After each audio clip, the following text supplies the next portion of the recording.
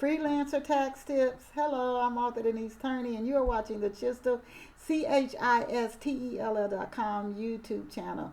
And this week's show is about freelancer tax tips. Oh my gosh, time is coming by already.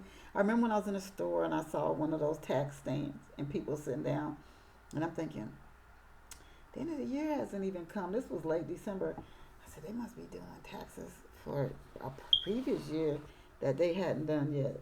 That or they're doing their quarterly taxes if they're a business owner, like a self-published author, and they're paying their Medicare, Social Security taxes, so they don't get hit with those fines. And that's something I'm going to talk about doing this. But it's here. You guys, it's here. It's here. It's coming up soon, the deadline.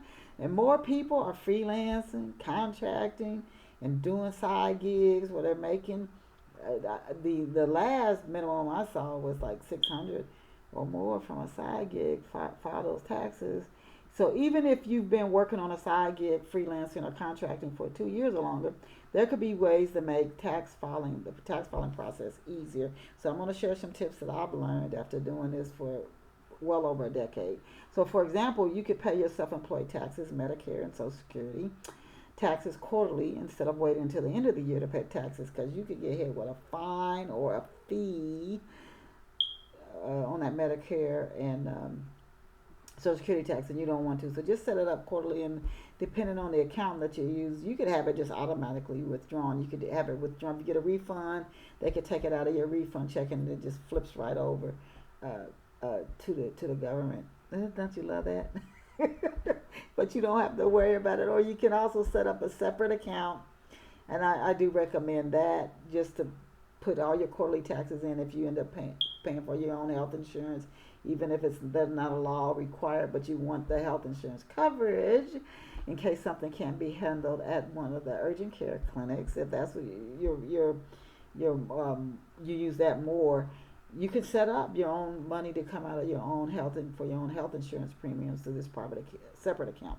So if you're new to the self-employment arena, research applicable tax laws, because it depends on how you earn your income, the industry that you're in, the work that you do. The tax laws may be different. You may have to travel more as well and keep up with keep a log so you can keep up with your mileage. So because you can get a refund, and it'll be a per mile. I think it's like maybe 54, 55 cents a mile, but I'm not sure. Check with the IRS website. So I encourage you to refer to the IRS official website instead of secondary or opinion websites. There's so many of them out there now. Understand tax deductions that you could take, which include business mileage, work location, leasing, like if you have rent or part of your mortgage for a place that's specified for work. From home, you could use that. Now, this is not working from home if you're for an employer and you're just telecommuting. This is because you are doing freelancing, contracting, or own your own business, and you're working outside. You're working in your home. Marketing is another one you could get for money you spend on marketing, whether it's Facebook ads or whatever. You can deduct those as well if it's for business, hotel stays, airline trips, etc.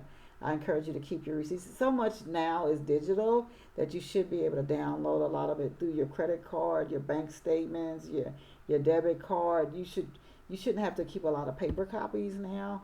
You should be able to download a spreadsheet from your bank and save it on your own, computer. But track these records on a spreadsheet, like again your mileage.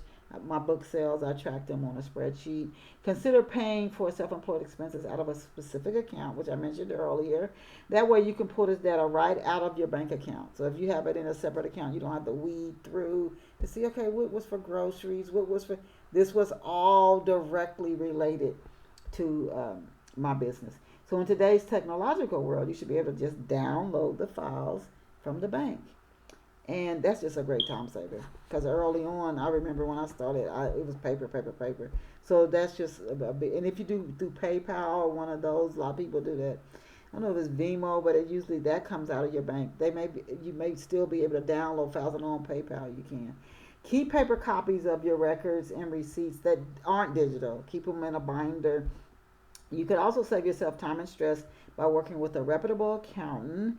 If you do work with an accountant, make sure that the accountant offers some sort of peace of mind guarantee Should the IRS contact you, they'll help you to research it and resolve the issue if you have questions around your tax returns. And consider using tax refunds that you receive to invest in your business. And also, you can invest in your own retirement accounts. But some of the money you enjoy yourself with. Of course, it's all up to you. But just as a recommendation to invest back in your business, invest in your retirement, and invest in yourself, and then to use some of it to have fun. Please hit the subscribe button to keep up with what we're doing, and hit favorites. So you can, every time a new show comes out, you can receive a message through the YouTube, so you can watch the new show and keep up with the tips that we share. Please visit me online as well at Chistell, CHISTELL.com YouTube channel. See you back here next week. Bye for now.